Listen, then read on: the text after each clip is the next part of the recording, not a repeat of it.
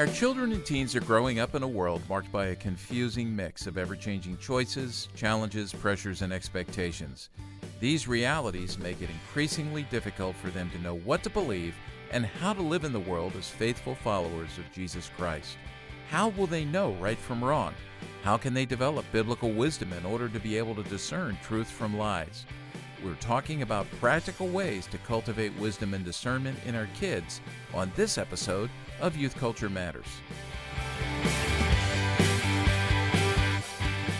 From the Center for Parent-Youth Understanding, this is Youth Culture Matters. If you're a parent, youth worker, educator, counselor, grandparent, or anyone else who cares about kids, we're glad you've joined us for this practical, informative, and hope-filled podcast. This is a place where together we talk and think Christianly about the rapidly changing world of today's children, teens, and young adults. Well, welcome everybody to another episode of Youth Culture Matters. I'm Walt Mueller here at the Center for Parent-Youth Understanding, and today we're going to have a conversation about a couple of aspects of the Christian life that are central to what it means to be a disciple of Jesus Christ, and aspects of the Christian faith and life that maybe they're diminishing, I think, a bit, not only in our personal lives, but in our churches and in our world. They're desperately needed. Those things are wisdom and discernment. We know the Scriptures speak to them quite a bit from Genesis to Revelation, and I'm excited that today, as we have this conversation, I'm bringing in two friends who I know are familiar to most of you if you listen to the podcast, Carrie Trumfio and Jason Engel. Welcome. Good to be here. Yeah. Thanks for having us. I'm glad you two are here. It's been so much fun to be able to partner with you, to have you partner with us here at CPYU as research fellows, and then also one of the reasons why we have you on this now is that just a couple of weeks ago we were at our second annual Northeast Youth Ministry Summit, and you two were there, which was wonderful to have you there along with some of the other research fellows. It was fun to watch you all bond, maybe meeting face-to-face for the first time, most of you. But the two of you, actually, you contributed quite a bit to the summit in seminars you did. We'll get back to those in a little bit, but you were actually speaking to the theme we had of cultivating wisdom and discernment. So it was wonderful to have you there doing that. So we're going to dip into the rich treasure of what you brought to youth workers a couple of weeks ago there. But before we do that, it's always fun to have a little conversation. I've had a lot of people say, it's fun to get to know the people who are on the podcast. When you ask those questions in the beginning, whenever you do, just those little get-to-know-you questions, it's always fun to learn about people. So I've got a question for today, and it's timely because the baseball season is ready to begin. I'm guessing this podcast will be out right about at the beginning of this year's baseball season, one that I'm looking forward to because we can't fast forward enough to see the Phillies hoist that World Series trophy.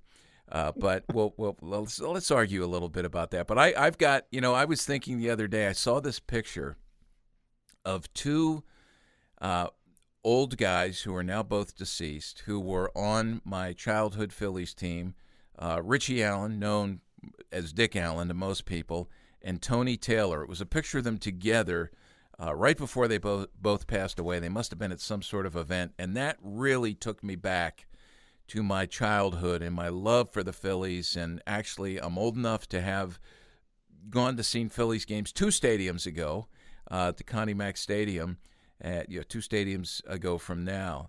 And so I have some great memories. And so as I was thinking about that today, I wanted to ask, this is our little question, imagine yourself or go back to being age 10. Did you have a favorite team, and did you have a favorite player?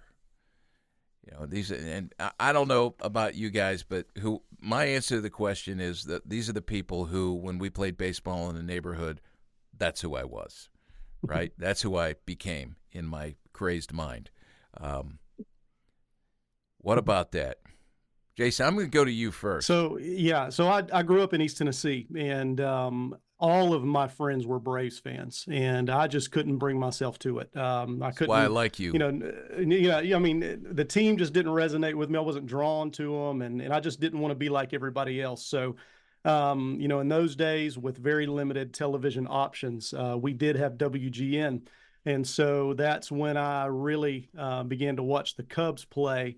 And the first time I saw Mark Grace play, I was hooked. I loved watching Mark Grace play. The flat top, the no batting gloves. The truth is, I never wore batting gloves all through, the rest of Little League and middle school and high school because of Mark Grace. I wanted to be like him. He just was the epitome of a hard-nosed baseball player, and I loved watching him play growing up. Mark Grace. Man, I remember that. I'm looking him up right now. He's 59 years old. Spent his first 13 seasons with the Chicago Cubs. He was a first baseman. I Yep. remember that.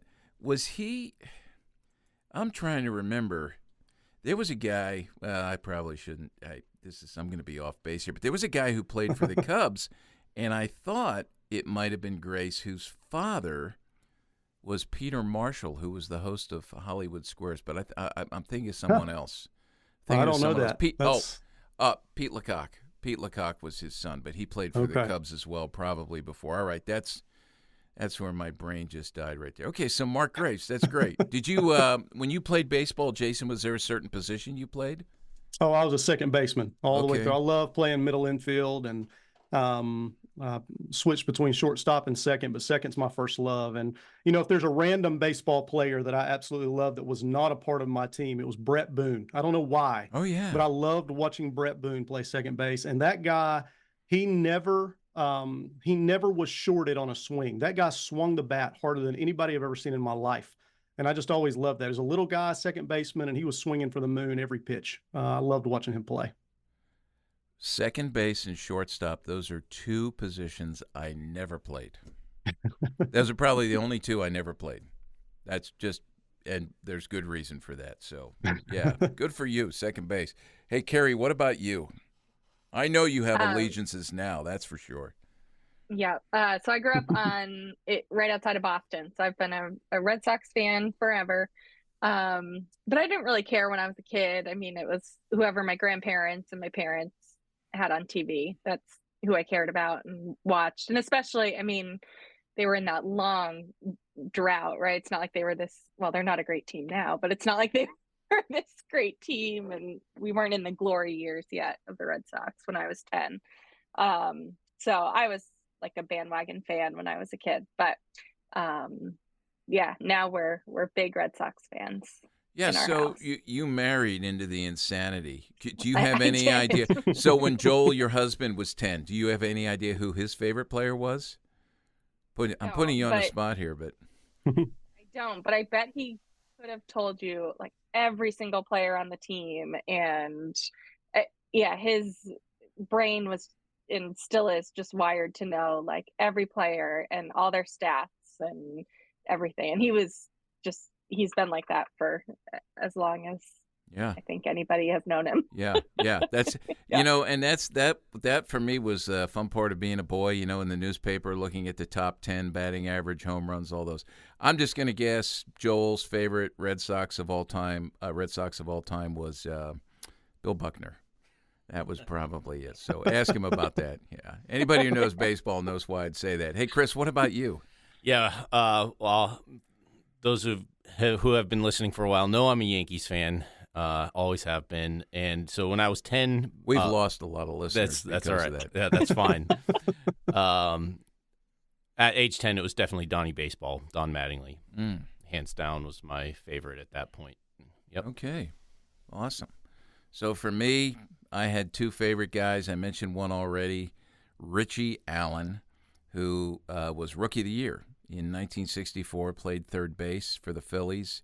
And then there was this devastating accident that was where he was pushing a car. I still remember the day after it happened and saw the picture in the newspaper where he was pushing this car that must have stalled or broken down, and he had his right hand, I believe it was, against the headlight.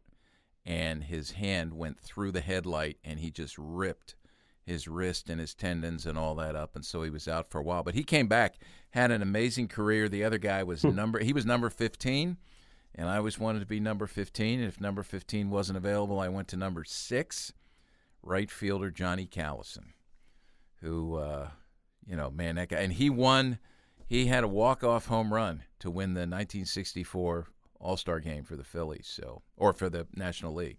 He's playing for the Phillies. Yeah. Well, it's exciting. We all have high hopes, don't we?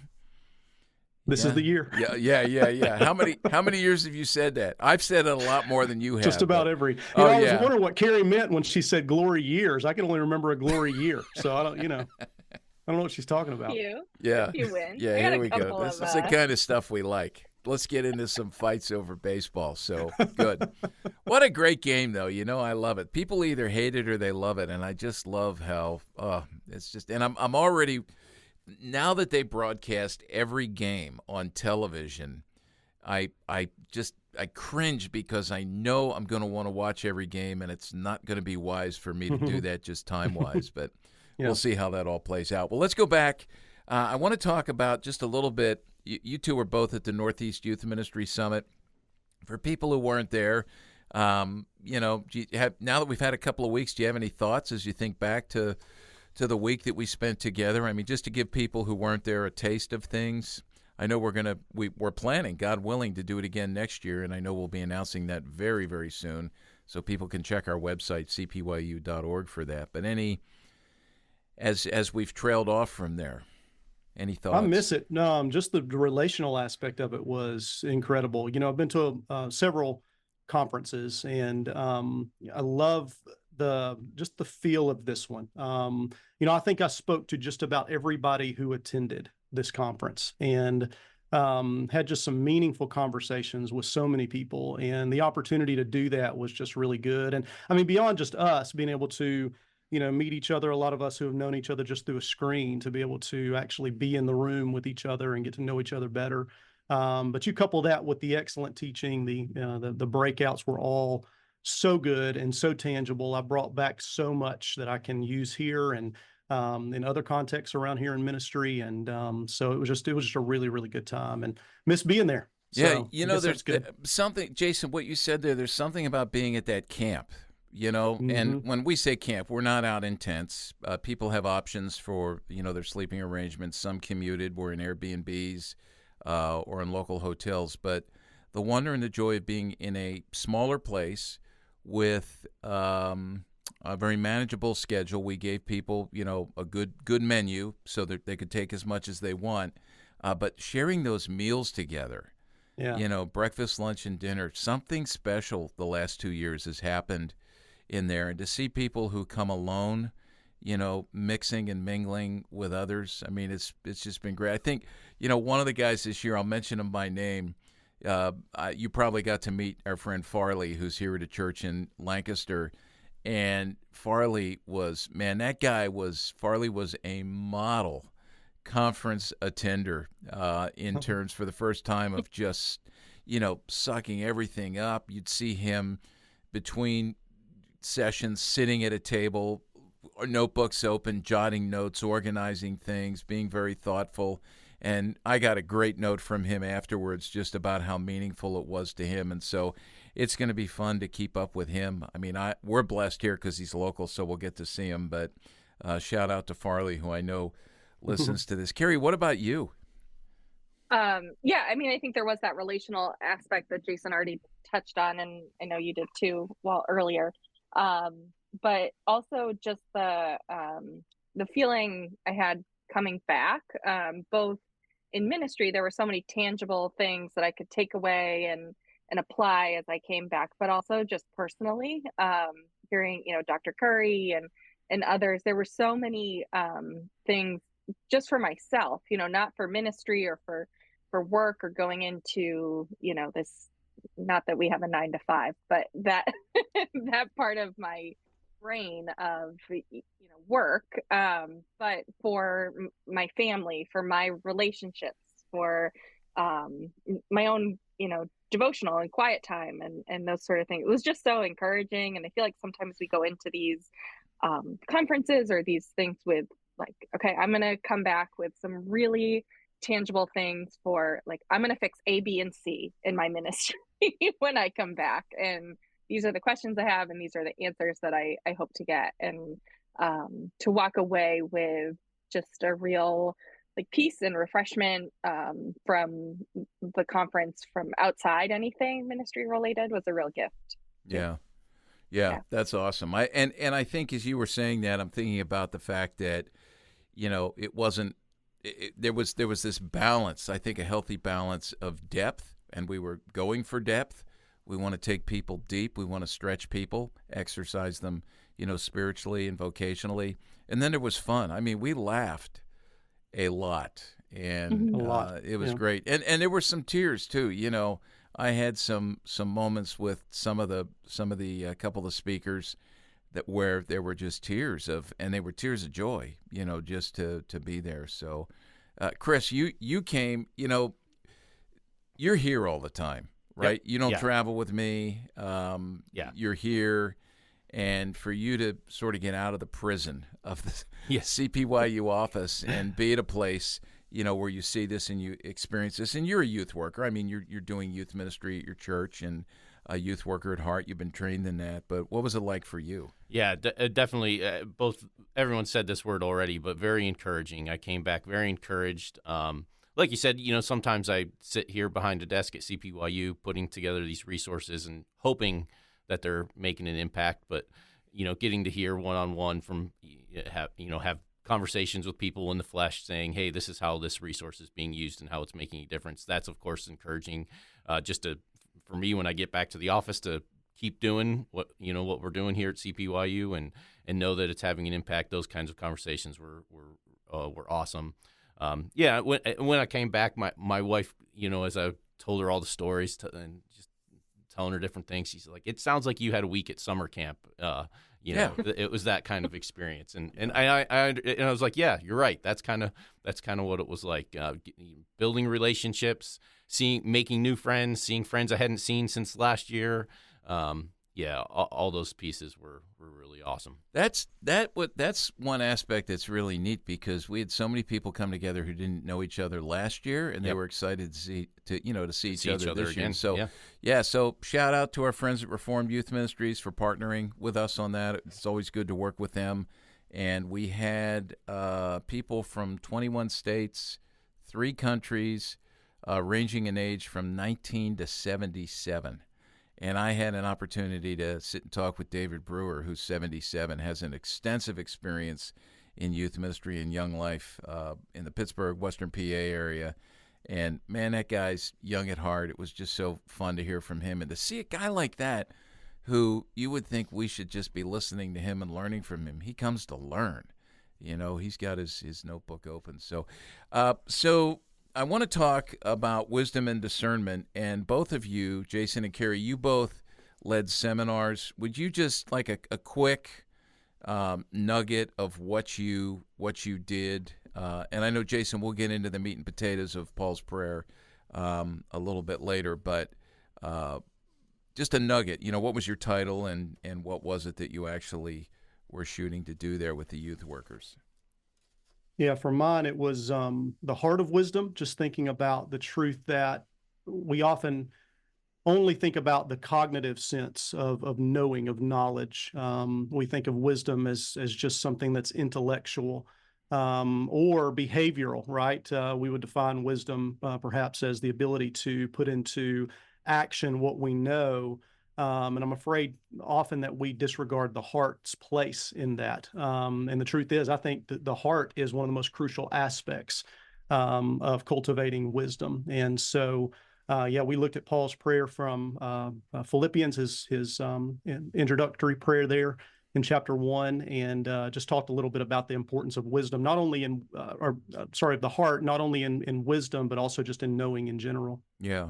And Carrie, you balance some of that out with working with parents to help parents as those primarily responsible for the spiritual nurture of their kids to develop wisdom and discernment. Mm-hmm. Yeah, I think I had the longest title for the breakout sessions. It was equipping students to grow in wisdom and discernment through your ministry to youth and to their parents. And we kind of started with this clip of Andy Bernard from The Office, and he finds out that his girlfriend has gone to Florida, and it's a a video clip of him at the ocean, and he is shaving in the ocean. And like, as soon as I heard that Aaron, was staying in Florida, I got in my car and I headed to Florida. This is where I went. And I just drove until I hit the ocean. Turns out Tallahassee is about 200 miles, the other way, and I overshot it. But not bad for a heart map. And so we talked a lot about, for our students, what is a heart map. And I don't want our students thinking that, and their families, right, and us, I don't want them thinking that overshooting our destination and what God has called them to by 200 miles is, well, it's not bad for a heart map. So we kind of use that as our kind of jumping off point and framework. And so how do we equip them to turn to scripture for wisdom and discernment? And what does that practically look like as youth workers and as parents? I love that. That's great. Using a clip from The Office. Good old Andy, right? Yeah, Sack any Andy, chance but to use The Office. Yeah. That's good. That's good.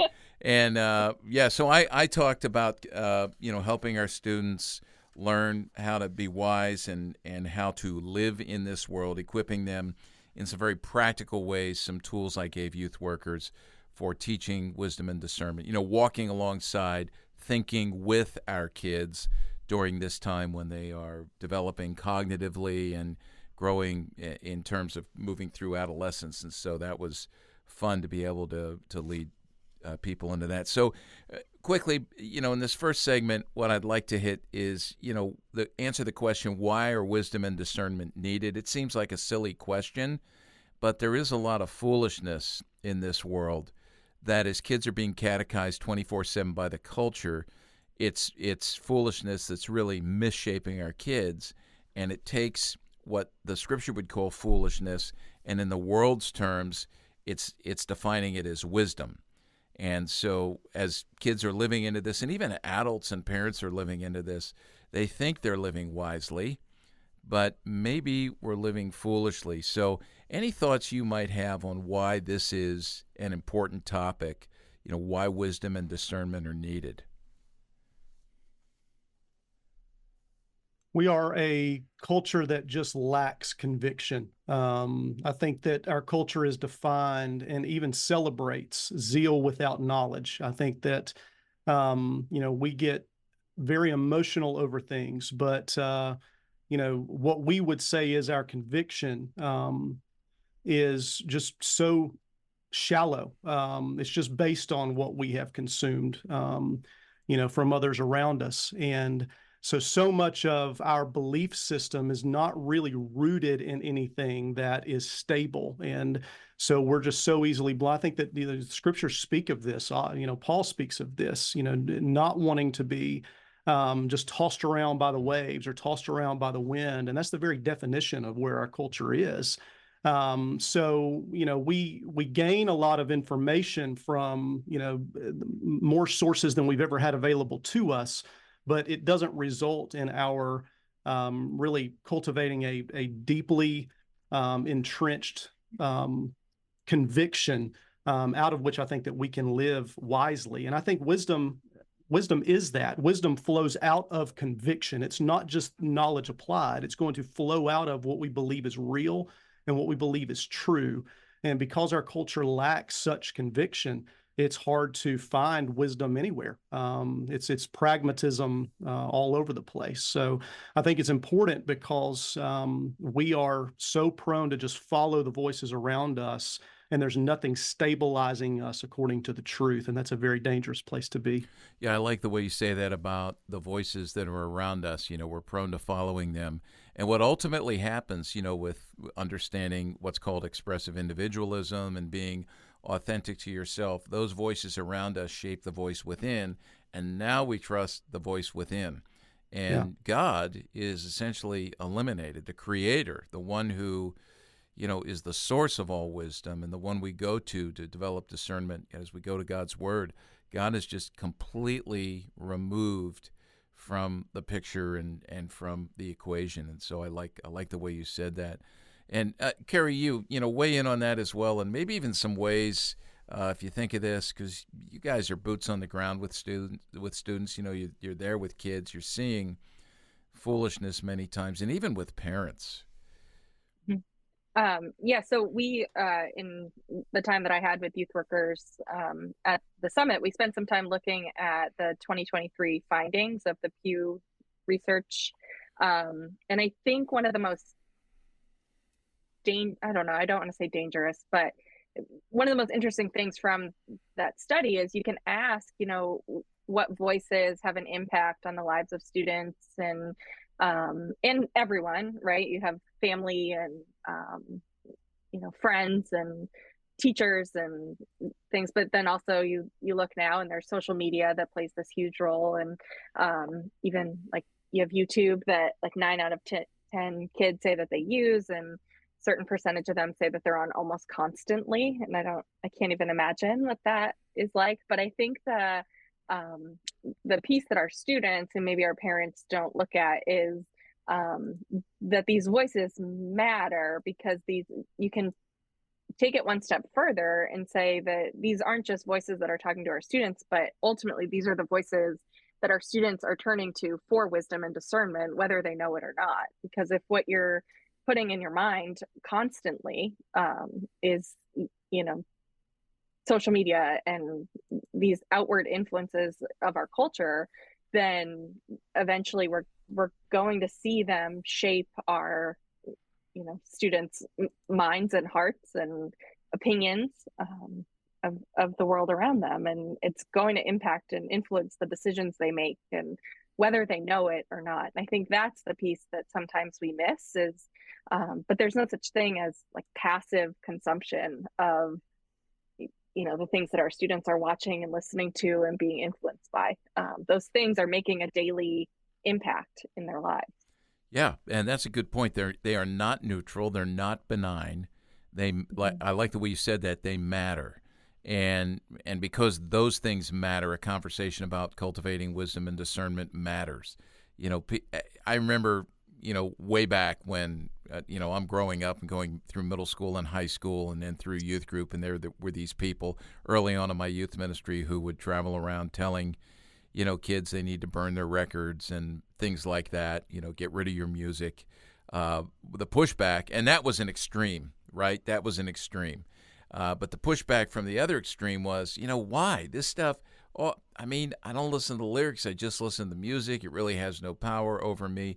But the fact of the matter is that anything we're swimming in, anything that's in the soup of our lives, shapes us, forms us, misshapes us, deforms us, depending on which direction, towards things that are good, true, right, and honorable, or those things that are of the world, the flesh, and the devil. I want to, as we talk about why wisdom and discernment are needed, I want to just share with you something I've shared before we take a break here.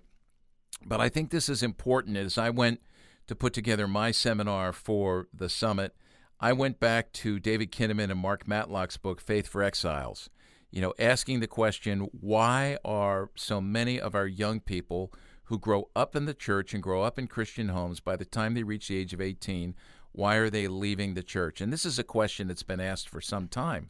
And I think we need to find out why and then look at how we can obviously retain them. Now, we're speaking humanly here, right? We understand the movement of God's Spirit and the way God works in the lives of individuals, but I think we can look at this. And so they looked at, just to refresh, if you're familiar with this, or maybe to tell you for the first time about this, what Kinnaman and Matlock did was they looked at 18 to 29-year-olds who had, grown up in the church and perhaps been in Christian homes. They would have considered themselves Christian, and they said, okay, where are they now?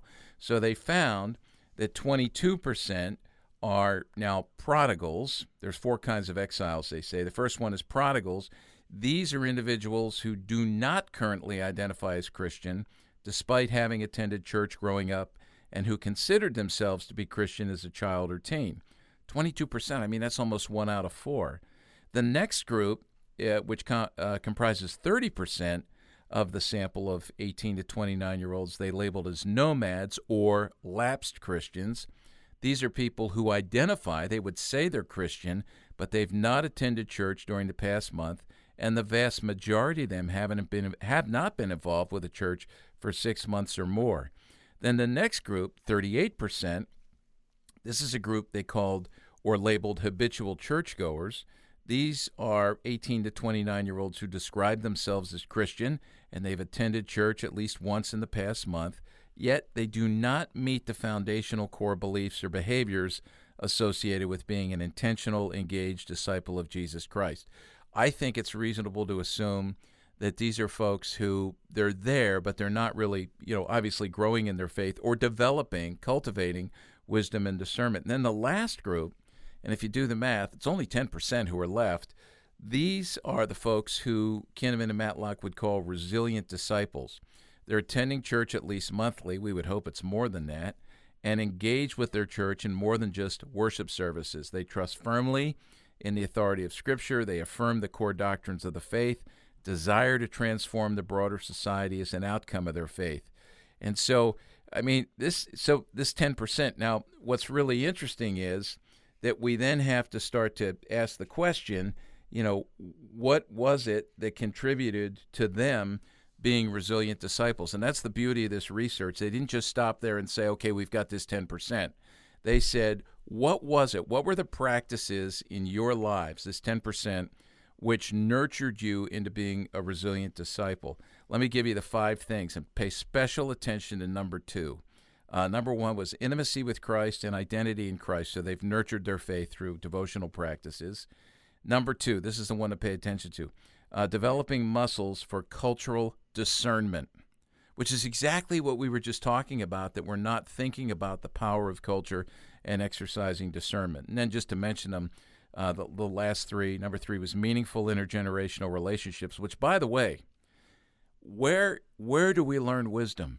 We learn wisdom from those who are older and more experienced. And we're living in a culture right now that devalues those who are older, basically, pushes them off to the side and says if something or someone is not new, therefore they can't be relevant. And so this is where, and I know we've all talked about this before, intergenerational worship is so important. I got a text yesterday from a friend who's a youth worker, Jordan Martin, who's here in the area, and he said, hey, I got a quick question for you. At my youth group meeting tonight, I'm putting senior citizens around tables with my students. What are the questions our students should ask the senior citizens? And I told Jordan, I said, this is wonderful, that you're doing this because you're intentionally, putting students and older folks together. And the deal was, let's pick the brains of the older folks and get some wisdom. Number 4 was training for vocational discipleship. And number 5, curbing self-centeredness and entitlement through engaging in countercultural missions. So, look, number 2, developing muscles for cultural discernment. That's what creates resilient disciples. So, and Walt, when you look at other research beside Kinnaman, I think Kinnaman and them found this to be true. When you look at the answers given for students who have stuck with the church, remained in, as to why they did that, I think the research bears out that one of the key reasons is that the church did a good job of connecting faith to life. Yeah. And that is the place of wisdom. It's not just an information transfer. They are helping students to cultivate wisdom that connects this doctrine that they're learning, this theology that they're learning, and why it impacts life and how it shapes our view of life. And I think that that's very telling for those who have stuck, for those who stay in, is that they truly do want faith to be connected to life. So the church has to be intentional to do that, to help them to do that. Yeah, I like and I think that those... Go ahead, Carrie. Those numbers and everything that you read off, well, that was all pre-pandemic that was done. And I am sure that those numbers have changed, but what's so good about that research is that I think, those 5 sort of points that you shared, that doesn't change. I think if you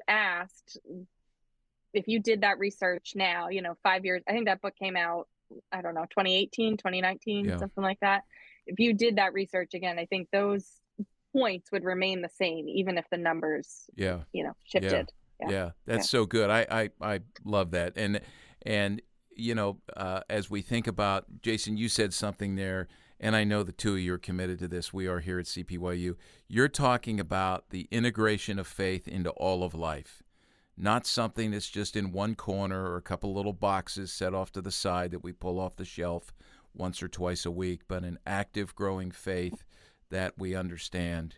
Jesus calls us to follow in every as Kuiper said, every square inch of our lives, right? Every minute, every second, every nook and cranny, every square inch. So this is good. Yes, Well, and I think for student ministry leaders and for parents, fear can drive us away from the cultivation of wisdom.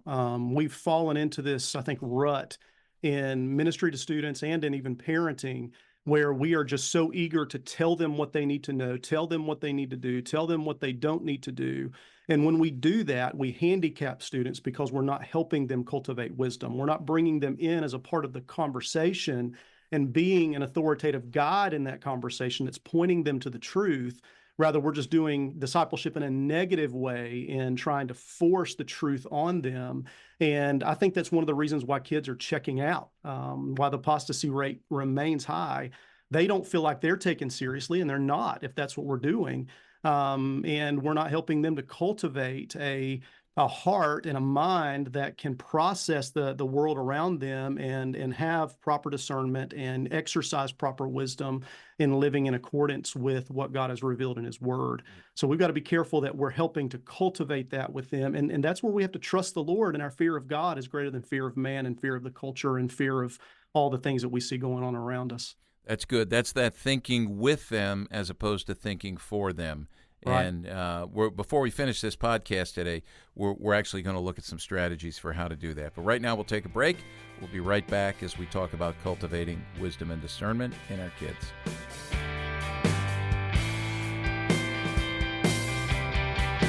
Tens of thousands of kids have been trained by their parents and youth workers to think Christianly about music and media with our How to Use Your Head to Guard Your Heart 3D Guide to Making Wise Media Choices. This easy-to-use teaching tool needs to be in your youth ministry toolbox if you desire to teach your students to integrate their faith into all of life. Jesus calls us to follow him, and that includes following him into the 6 to 9 hours a day of screen time that shape and mold the beliefs and behaviors of our kids. To learn more about our 3D Media Evaluation Guide and to order a copy for every member of your youth group, go to our website at cpyu.org. Teach your kids to engage with media to the glory of God.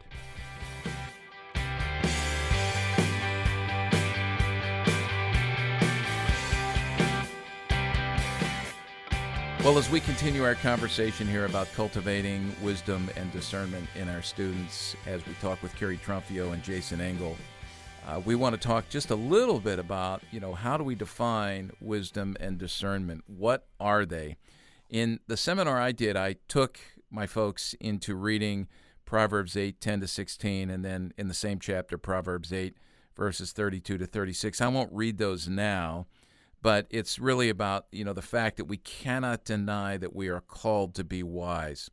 And it really is unfair to just cherry pick a scripture or two. I mean, because you see this implicitly, explicitly, functionally, philosophically, theologically, from Genesis to Revelation. This is at the core of who we are to be. And as we disciple our students, we're discipling them into wisdom. And I always loved, I still do, I love the definition, the working definition that Tim Keller gives. He would say, wisdom is competence with regard to the complex realities of life.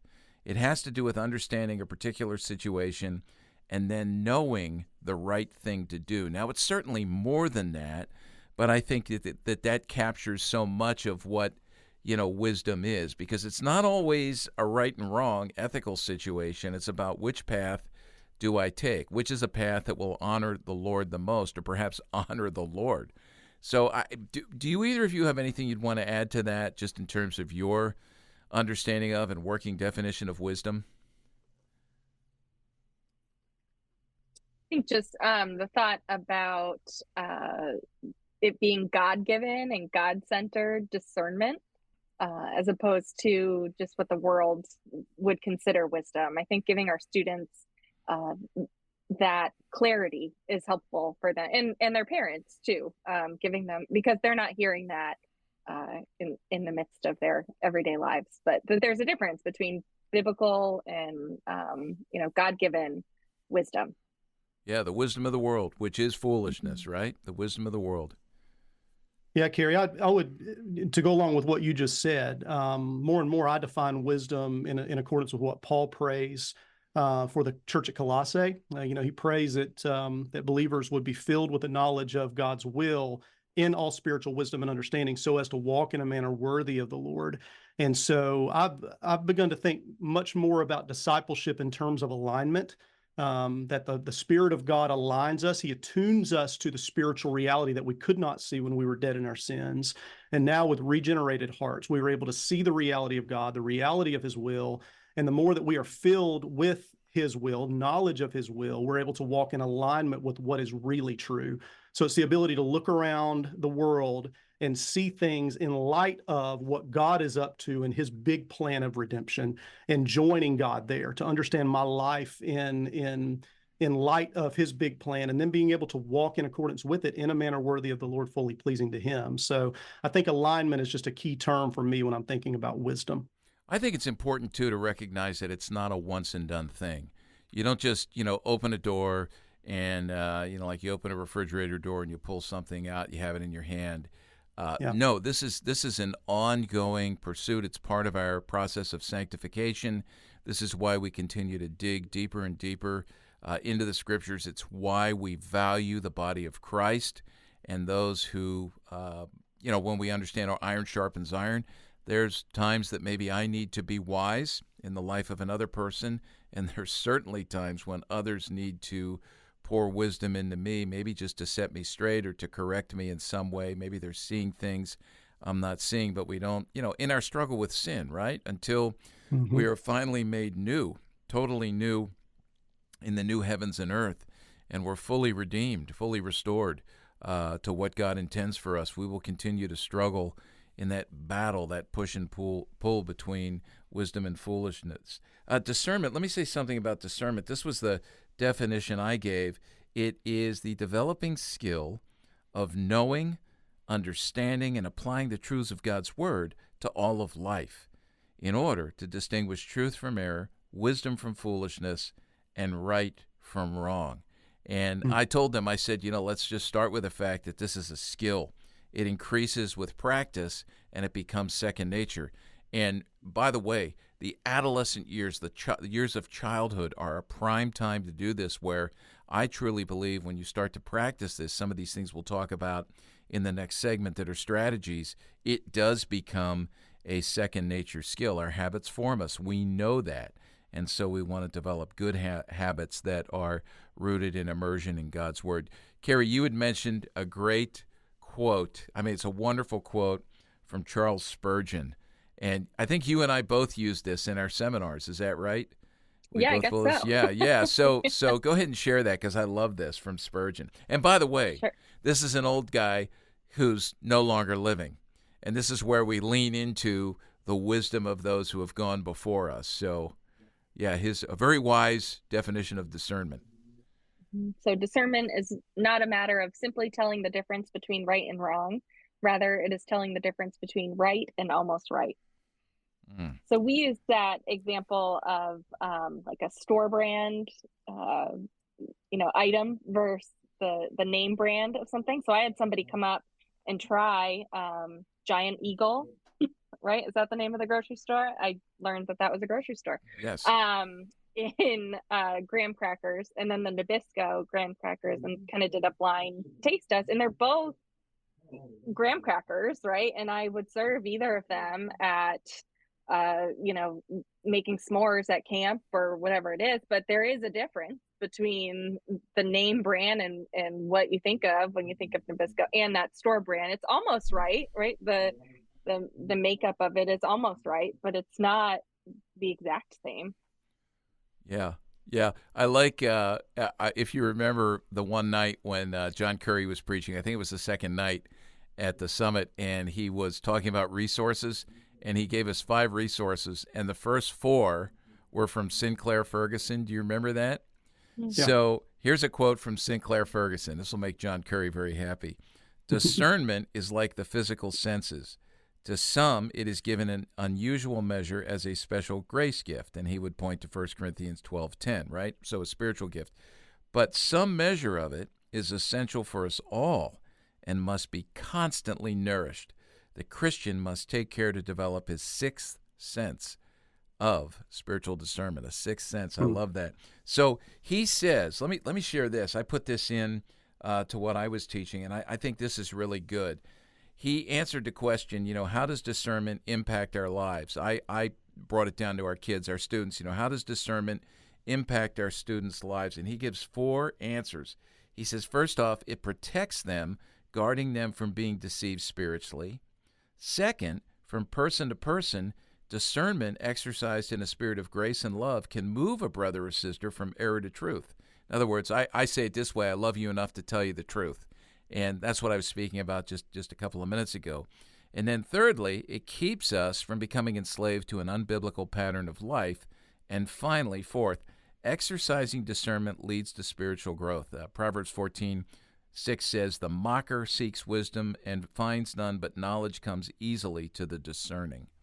And so I find that that's just a great way to think about it. And I was as I was thinking about discernment, one of the people that I was thinking about, if anybody watches the Food Channel, what's his name? Guy Fieri, is that his name? Yeah. Is that how he says his name? Okay, so he's a guy with a spiky blonde hair, and he's always diners, drive-ins, and dives, or whatever it is. I've watched it. I can't remember the title of it, but anyway, here's what really amazes me about him. They make the food, and then he takes a bite. The camera's right on him as he takes a bite, and he has this ability to discern all the different flavors and tastes and how they're combined.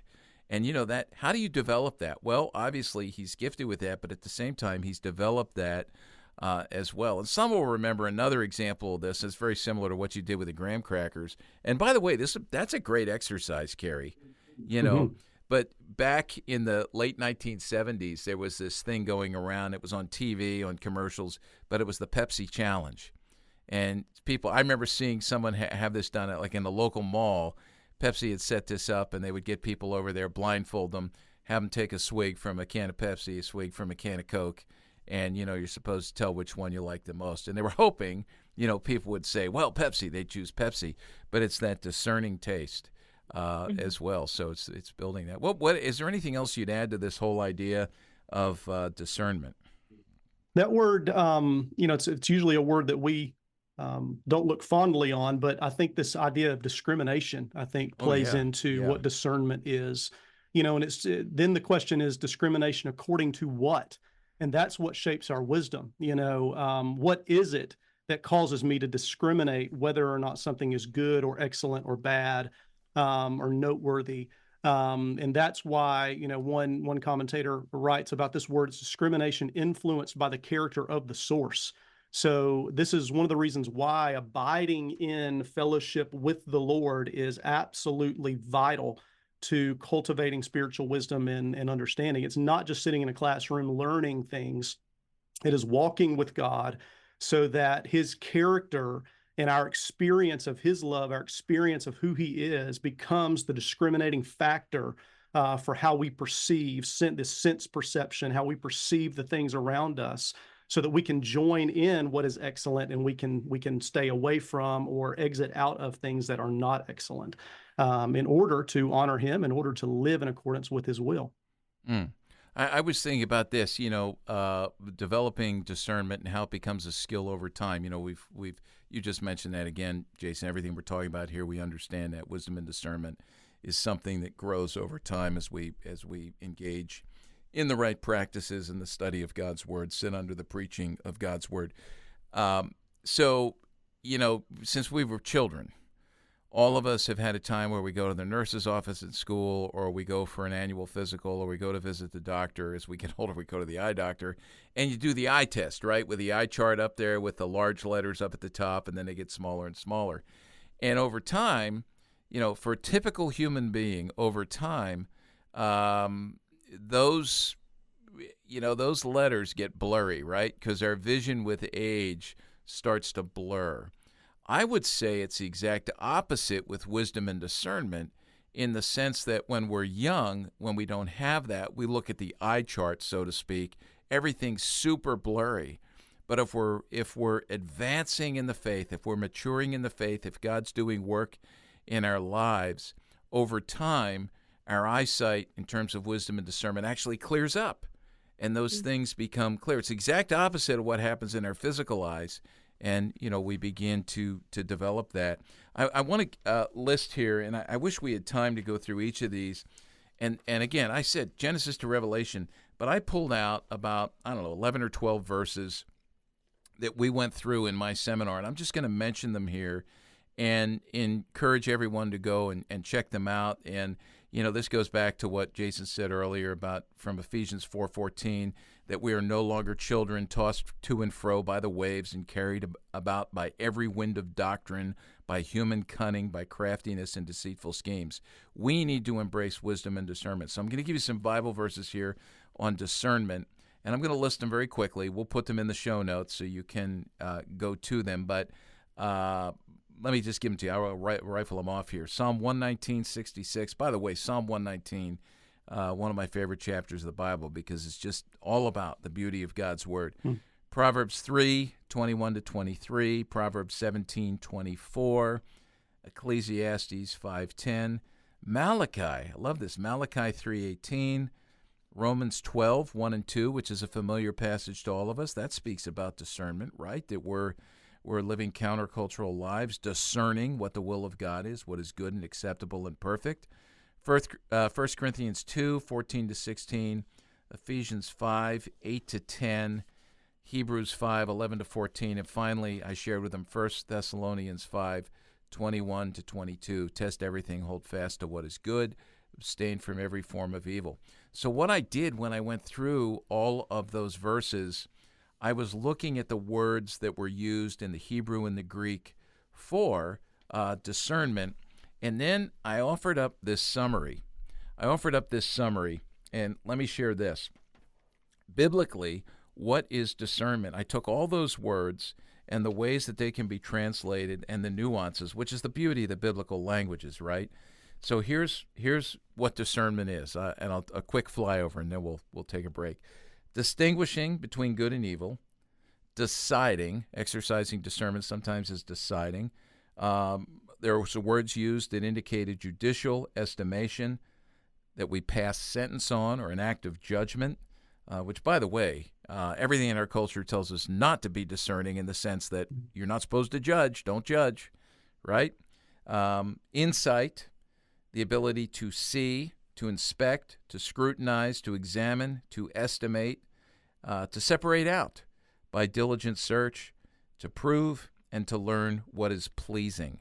And so we'll include a list of all those verses. What we're going to do now is take a break. And when we come back, we're going to talk about some different strategies that we can use to teach our kids, practical strategies that we can use in our churches, in our youth groups, and even in our homes to teach our kids wisdom and discernment. Stick with us.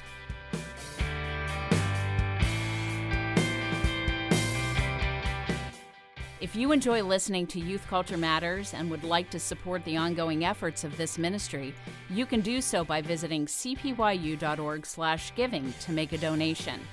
Your prayers and financial support make this podcast possible.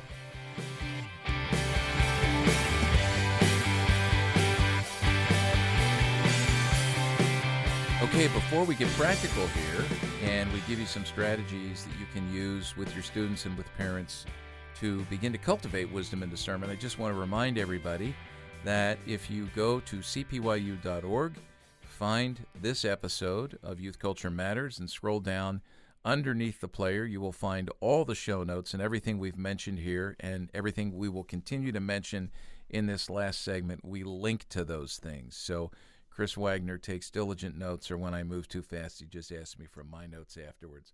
I saw that, Chris. You weren't writing, so I'll hand them over to you, all those Bible verses. But Chris does a great job with that. So we really want you to follow up on this and engage with this and do some study on your own. So let me ask the two of you. Jason, let's start with you. because I know you're working to do some things, to launch some things with your students here very soon on cultivating wisdom and discernment. What are some strategies you have? Yeah, so one that we've used for a while just really utilizes the story of God. You mentioned it earlier, Walt, with the importance of immersion. I think immersion is so important. How are we mostly shaped? I mean, what's the best way for us to be shaped to learn a new language or to learn a new culture is immersion. And the truth is, we are brought into a new culture, a kingdom culture as believers.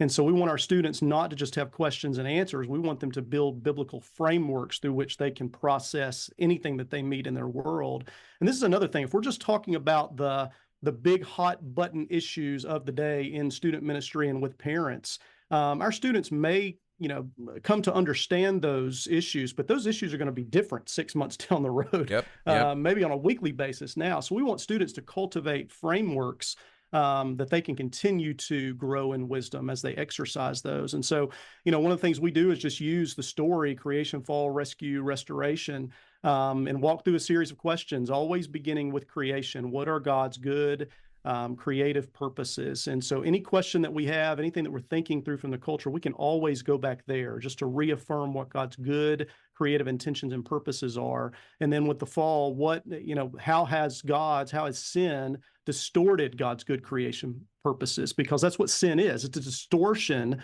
of God's good creative purposes. So how is the sin that we are seeing around us, how is that a distortion of what God has intended? And then through rescue, what is Jesus doing in redemption? How does he bring redemption to what is twisted? How does he untwist that? How does he fix that? And then, of course, with regard to restoration, is a question about hope. What is our hope?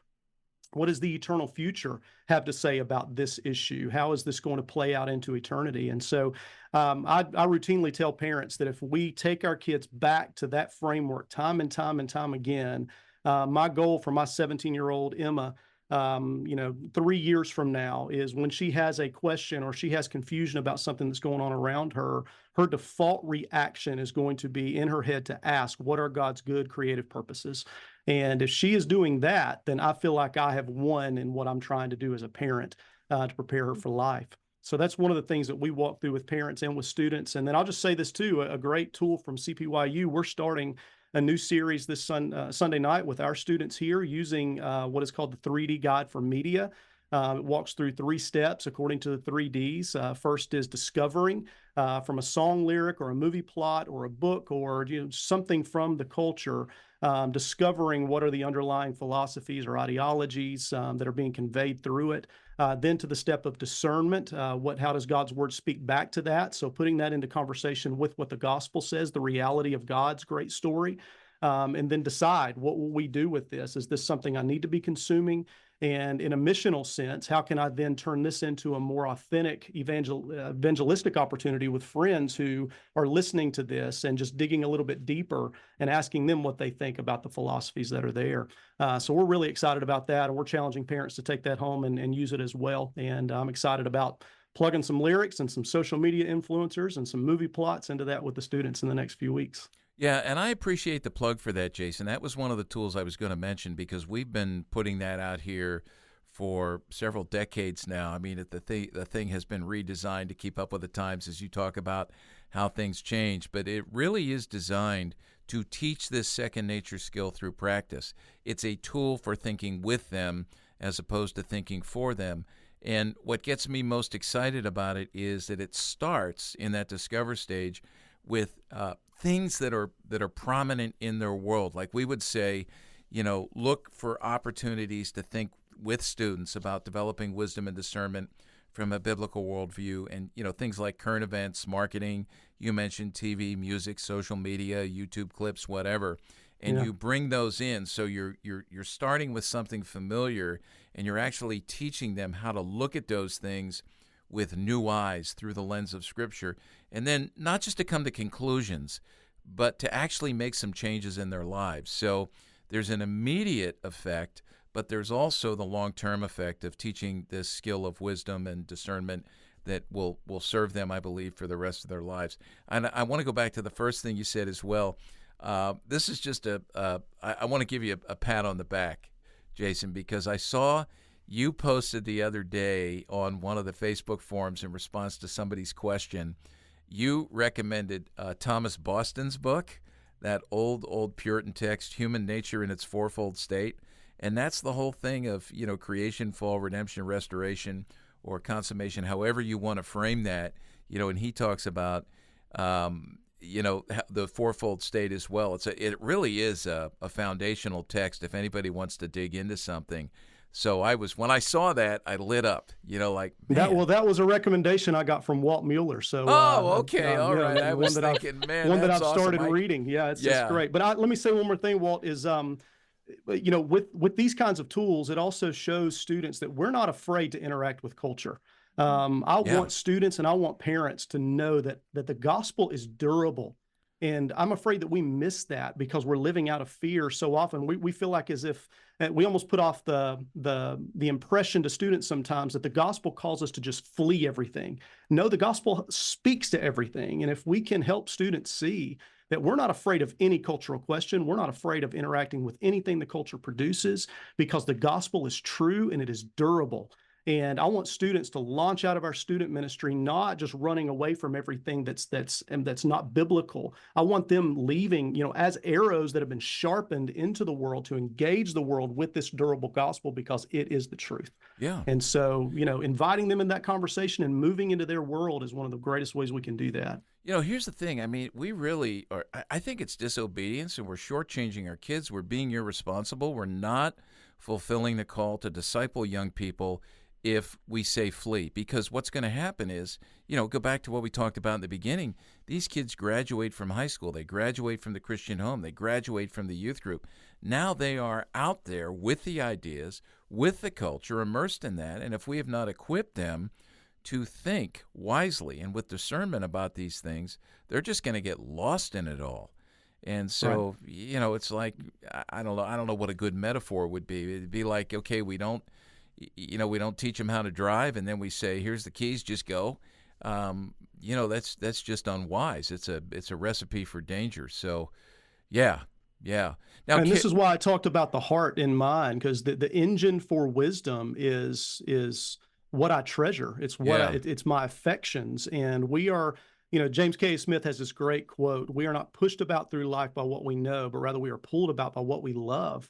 I mean, that's a wisdom level kind of understanding that despite what we know, we are going to follow what our heart is set on. And I think wisdom is rightly cultivated when the kingdom of God becomes so beautiful to us and so good to us that it begins to shape how we understand the world, and it shapes the way we walk, because we're living toward that, because that's what we treasure. We treasure Jesus, and we will only grow in Christ's likeness and follow him on his way, because it's not an easy way. We will only follow him on that way if we treasure that way, because we know it leads to life. And that is ultimately, the kind of wisdom that I want students to live in, not just the application of knowledge, but that they treasure Jesus and they're living toward him and his kingdom. I love how you just took the car metaphor and you added the engine.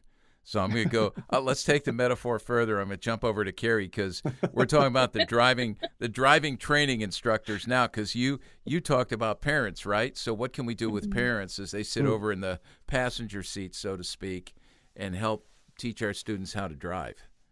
And they're using the fake, brake and gas that's not really there, but they're, trying to. We got really practical towards the end, and I think we talk a lot about how students are so isolated at their school or among their friend groups, or as Christians, and how it can feel like they're swimming upstream, right? We use that example a lot, and the same may be true of parents in the workplace or in their circle of friends, and I don't think we talk about that enough. And so giving parents the opportunity to sit and to talk together with other Christian parents or with other Christian grandparents, giving them that opportunity can be such a gift. And so creating those spaces for them, whether that's in a book group or in a Sunday school class, allowing time for discussion with other Christian parents or those that are influential in the lives of the students that we're walking alongside, I think is step one. We're so quick to say our students need that community, and our students, how do we create this Christian community around them that has influence? But our parents need that too, because they can also spend entire days, entire weeks, um, without that same sort of support in their day in and day out, except for Sunday morning or maybe at a weekly Bible study or something like that. We also talked about continuing to give them resources. I can remember when iGen came out, I really wanted all of our parents to read that and have an understanding of what students were looking at. But that was now, 5 or 6 years ago, and things have changed. There are things in that book that aren't even applicable Yeah. anymore for students. And so to say, like, well, back in 2018, I gave my parents this book, so I think I'm good now. Like, I've checked that off, right? It's not enough. So to continue to put those resources in their hand, I think about the monthly parent page that CPYU puts out. I think about the number of articles that Rooted Ministry puts out for parents on a weekly basis, and there's so many books out right now for parents, and you can listen to them as audiobooks too, in the car, or while you're cooking dinner, or whatever that looks like. And I don't know, Chris, if it's you or who does it, but whoever puts like the research articles out on a weekly basis and keeps that updated on CPYU's website, at least one of those ends up in my weekly newsletters usually. And That's they're Chris. not, okay, that's what I thought. And even just giving them those sort of statistics or those articles from like CNN or from Bloomberg or wherever they're coming from, I think is helpful, just to say, here's what's happening in culture, and then giving them the tools, whether it's from CPYU or another one of these trusted sources, to say, and here's what we can do with this information, and here's how it's impacting your kids or your grandkids. And then I also just think for youth workers, if the first time that you're seeing a parent that's invested and involved in your church is the first day of sixth grade youth group, we've missed a huge opportunity. The more that you can partner with your children's ministry director and invite those parents of younger children into the events that you're hosting for those middle school and high school parents, the better. I'm such an advocate for, like, if you have a parent of a 7-year-old that wants to come to the discussion on whatever the cultural issue is now, if it's something about cell phones, or if it's something about vaping, or if it's about sex and gender and identity, have them come now, because they're not isolated from these, conversations. And this is that word that that cultural soup that they're swimming into.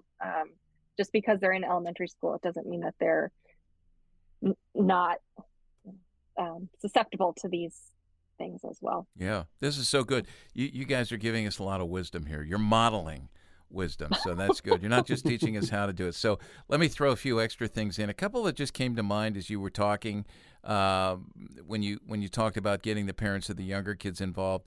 I've mentioned this before, but we just started a couple of weeks ago at our church on Sunday mornings for 12 weeks. We actually have a Sunday school education hour, which, by the way, is I highly recommend that churches do that rather than simultaneously parents go off to worship, kids go to kid things. Everybody worship together, and then everybody get educated. But we started a class using Christopher Yuan's Holy Sexuality curriculum, which is wonderful because it's parents and students together, and then we have parents of younger kids who it might not be appropriate for the kids to be in there. But Christopher's done a great job on this video. It's quality stuff. There are breaks in the video segments. There's opportunities for discussion. And we've had, the first 2 weeks, we've had 120 to 130 parents and teenagers in there together. And so that's been a wonderful thing. I would also recommend on that topic, just for the parents, Harvest USA, if you go to their website, harvestusa.org, just put out 2 free video curriculums that are on matters of sexuality and gender. So really, really good quality stuff.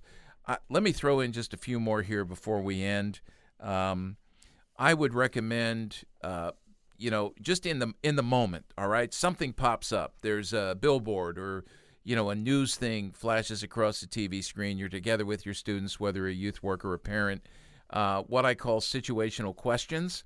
And the situational questions would just be questions to prompt critical thinking rather than just a kind of a knee-jerk response. So three would be, the three questions would be, first one would be, what is happening here? Second one would, what should be happening here? And this is based on, God's word. And then three, what should we do to make that happen here, or make sure that happens or does not happen in our lives moving forward? So that would be simple. There's also, like, when you go into the scriptures, there's 4 prayers that I pray just in, scripture reading, just, I don't want to say random scripture meeting, but when I'm not using a devotional guide, and you just go to read the scriptures, these would be helpful. I found these helpful in cultivating wisdom and discernment. The first one is, Lord, show me you. So I want to know who God is, the nature of God, the doctrine of God. I want to know all about God. Lord, show me. I want to know my humanity. This would be biblical anthropology. Put me in my place, that kind of thing. The third one is, Lord, show me your plan for me. And when I pray that, it's not always specifically about what am I to do today or what am I to do with the rest of my life, but it's rather, what does it mean for me to be human, and who do you want me to be? And then lastly, and I added this one a few years ago because I thought, man, I need this. Lord, show me the enemy's strategies and schemes. Because if those can be exposed, now I have wisdom. Another tool that we have here that we will just include a link to, I won't really go into it, but is we have a specific thing called the Simple 7, the ad filtering questions, that is a free download. And that is something that a youth worker or parent can use because marketing is just everywhere. It's so pervasive, so by design, so convincing, so compelling. But we need to think critically about all the marketing that's out there. So we have these ad filtering questions, the Simple 7. And that would be a youth group activity as well, or just in the moment. So you can check those out. The little book I wrote called Student's Guide to Navigating Culture is another resource where we go through, as Jason mentioned, the 3D guide, Discover, Discern, Decide. And this one we go through the 3 W's. It just happened that way. World, word, and walk. And it really helps students discern, what's happening with culture. So, yeah, man, I go back to that verse in 1 Thessalonians 5, those verses 21 to 22. Test everything. Hold fast to what is good. Abstain from every form of evil. So I don't know, any more final words before we end here?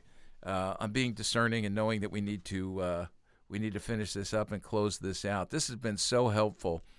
Do either of you have a final word for folks, for your fellow youth workers or for parents in this that would be helpful? Just a word of wisdom? Just think, remembering that our students won't, parents won't always practice or execute wisdom and discernment perfectly, right? And so to also teach in the midst of this the importance of grace. Yes. And that even when we, when those voices of the world and when those influences get so loud, to know that God's grace meets them exactly where they are, no matter. I like that, Carrie. Even if it feels like they're 200 miles off course. Right? Yeah, it's a process. It's a process. Yeah. And by the way, they're not where we are, and we're not totally yet where we should be. So, right. Yeah. Jason, any final words? Just the importance of this, in the teaching ministry that we have with students, don't default just to downloading information. We have got to help students flesh out what this truth looks like in the world that we live in. And, that I think that's a key aspect to doing application in teaching students, helping them to work these things out, to see what it looks like to live this out, and to teach it in a dynamic way. I mean, pointing back to something you said earlier, Walt, it's not a static thing. It's a dynamic thing. Sometimes it's cut and dry. There's this commandment and I need to do this. Other times we're going to need wisdom to discern what is excellent and walk in the way of Christ. And it's going to be hard, but God is good and he is clear. And he has clearly spoken, and his spirit is within us to guide us. And so we need to walk in tune with that. So we need to help them understand what that looks like. Yeah, so good. I'm so glad the two of you are joining us and sharing just a wealth of what you've learned over the years in your years in youth ministry. We're here to help folks. You can find us at cpyu.org. I'm thankful that you've listened to the podcast. Share it with people. Give us a review. Subscribe to it. We hear that all the time at the end of podcasts, but more than anything else, as we knock off and say that we're going to catch up with you on the next episode of Youth Culture Matters, I'll end with that this would be our prayer and the prayer of our students, the Psalmist prayer in Psalm 119, verse 125. Psalmist prays, I am your servant. Give me understanding that I may know your statutes. Thanks for joining us for Youth Culture Matters, a podcast from the Center for Parent-Youth Understanding. If you'd like to learn more about today's youth culture, visit our website at cpyu.org. And if you have any questions, comments, or feedback, email us at podcast@cpyu.org.